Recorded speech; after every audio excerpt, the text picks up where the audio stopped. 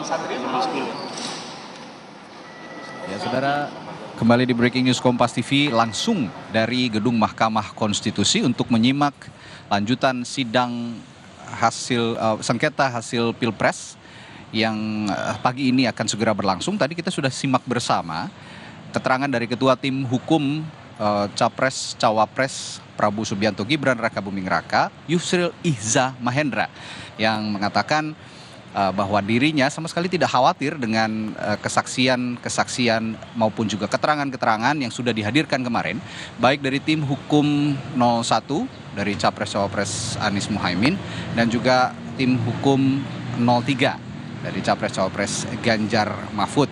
Bahkan tadi sempat menyinggung juga Prof. Yusril sebagai Ketua Tim Hukum bahwa banyak kesaksian ahli yang tidak relevan sebenarnya dengan realitas yang dihadapi saat ini, terutama masalah gugatan sengketa hasil Pilpres.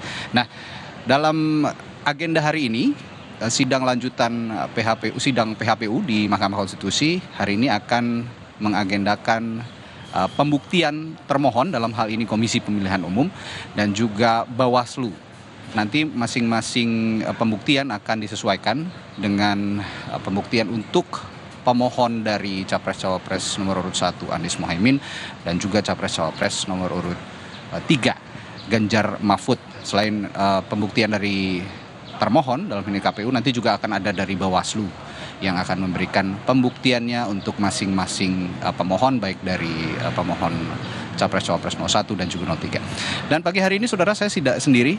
Saya sudah bersama ahli hukum tata negara dari Universitas Jember, Profesor Bayu. Selamat pagi, Prof. Bayu. Selamat pagi, Mas Radi. Sehat? Selamat pagi, pemirsa sekalian. Langsung Sehat, ini ya, langsung on the way ke sini. Ya. Kita saksikan tadi Prof. Yusril sudah mengutarakan pendapatnya soal kemarin kesaksian-kesaksian dari yang dihadirkan, saksi-saksi yang dihadirkan maupun juga ahli yang sudah memberikan keterangan.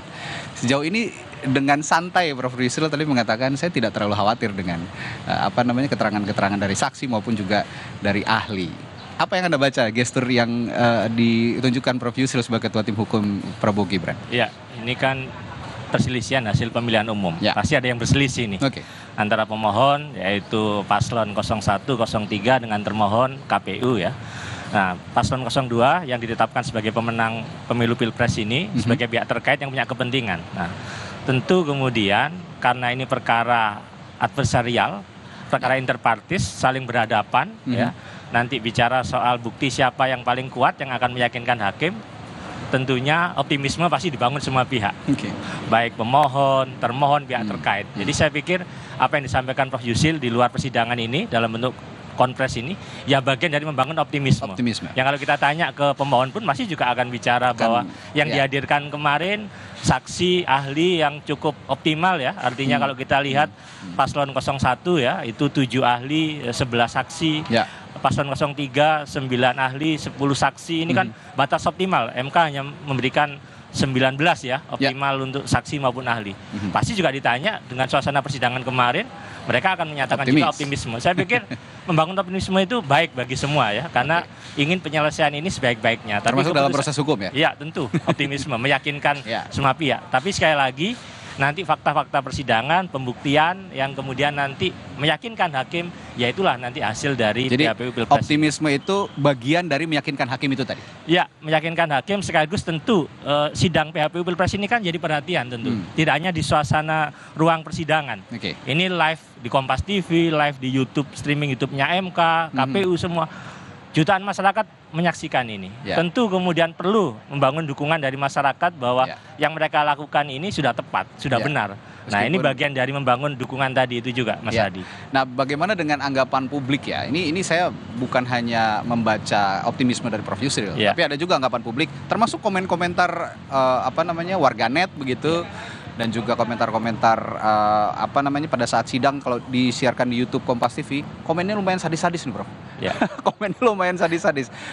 Saya melihat beberapa ada yang komentar bahkan, wah ini saksi-saksi yang dihadirkan kok begitu mudahnya dipatahkan argumentasinya, begitu. Nah ini sedangkan sudah dipatahkan argumentasinya, ini tidak ada argumentasi balasan lagi dari saksi-saksi ataupun ahli yang sudah dihadirkan. Bagaimana Anda melihat? logika ruang sidang dengan logika publik itu kadang ada kesamaan, kadang ada perbedaan. Nah, kalau kita lihat bagaimana suasana persidangan 2 hari terakhir ya, ketika pihak pemohon diberikan kesempatan untuk menghadirkan mendengarkan keterangan saksi maupun ahli, kedua-duanya begitu. Saya yakin kemudian logika yang dibangun di dalam itu sudah dipersiapkan dengan matang. Kenapa menghadirkan ahli bidang hukum, ahli sosial, ahli ekonomi, ahli IT, digital forensik, semua pasti ada pertimbangannya. Apalagi kuasa hukum pemohon ya, ini juga pengacara-pengacara, advokat-advokat yang juga punya jam terbang tinggi, yang sudah makan asam garam dalam peradilan yang ada di Indonesia, dalam semua perkara. Semua tentu punya logika itu. Jadi kadangkala tentu kemudian suasana persidangan itu difahami oleh publik hanya dalam konteks jawaban ya, jawaban dari saksi ketika dikejar dan lain sebagainya, atau ahli dikejar dan sebagainya. Tapi sesungguhnya logika persidangan tidak seperti itu, karena alat bukti yang akan diujikan tidak hanya keterangan saksi dan ahli. Alat bukti surat, kemudian alat bukti tulisan, informasi elektronik, keterangan para pihak, bahkan petunjuk misalkan. Nah, saya pikir memang logika itu yang ya sah-sah saja publik berpandangan apapun, tapi logika persidangan MK ini masih susah ditebak saya pikir. Sampai hari ini kita masih belum bisa mengatakan apa arah hakim seperti apa, tapi logika itu ada sendiri. Dan memang prosesnya sepertinya dari awal sampai akhir sidang itu publik sepertinya tidak boleh sepenggal-sepenggal melihatnya ya. Jadi harus dalam satu rangkaian. Saya kemarin berbincang dengan dosen hukum pemilu dari Universitas Indonesia, Titi Anggraini, mengatakan bahwa memang publik tidak bisa melihat dalam satu sidang saja dan tidak bisa menyimpulkan dalam satu sidang saja. Jadi harus ada beberapa semua sidang bahkan sampai putusan nanti disaksikan supaya paham betul apa konteksnya. Meskipun mudah dipatahkan, tapi pentingkah untuk mencari pertimbangan-pertimbangan hakim konstitusi. Kurang-kurang begitu ya. Iya. Jadi kita kan bicara awal permohonan. Permohonan ini pun kan juga akan diperiksa oleh majelis hakim ya. Ada namanya dalil-dalil pokok permohonan, ada namanya petitum, disertai alat bukti, 7 alat bukti ya. Kemudian ada daftar alat bukti disahkan. Itu kan publik, saya yakin tidak semuanya kemudian mengakses itu. Itu kan menjadi domain dari hakim. Yang dipertontonkan di dalam ruang sidang ini yang terbuka ini kan kemarin permohonan, pokok permohonan, jawaban termohon, keterangan saksi, keterangan ahli. Tapi hal-hal lain di luar itu saya pikir memang kalau mau kita ikuti, kita akan sampai pada kesimpulan bahwa memang sampai saat ini kita akan masih menunggu terus bagaimana perkembangan dari persidangan, apalagi hari ini akan ada jawaban ya, KPU dan Bawaslu diminta. Kemarin kan tegas hakim, Bawaslu Anda harus kemudian mempertanggungjawabkan pernyataan saudara 1 hari setelah pemungutan suara yang menyebutkan ribuan tempat bermasalah. Nah, Anda harus elaborasi itu. Nah, itu kan juga kita akan tunggu sejauh mana kemudian Bawaslu menyajikan data itu. Begitu juga KPU. Terlepas Sirekap dikatakan alat bantu, majelis hakim punya pertimbangan sendiri. Anda tidak boleh hanya mengatakan Sirekap hanya alat bantu, bukan alat utama. Tapi Anda wajib menjelaskan kenapa situasinya seperti ini. Jadi saya pikir logika itu kan logika yang tentu harus kita tunggu. Ada apa hakim kemudian ingin kemudian bagian-bagian itu diperkuat oleh para pihak yang terlibat dalam perkara ini. Termasuk beberapa penyelenggara pemilu kemarin yang berhasil dihadirkan untuk menjadi saksi. Itu saya lihat kemarin, kalau saya tidak salah ini dari pasangan Ganjar Mahfud ya. Itu mengatakan bahwa ya memang Sirekap alat bantu, tapi akses untuk menuju real count, untuk melihat bagaimana real count sesungguhnya, itu penyelenggara pemilu di daerah saja tidak bisa mengakses itu. Nah, itu nanti akan jadi jawaban dari Bawaslu bagaimana mempertanggungjawabkan pertanyaan-pertanyaan tadi.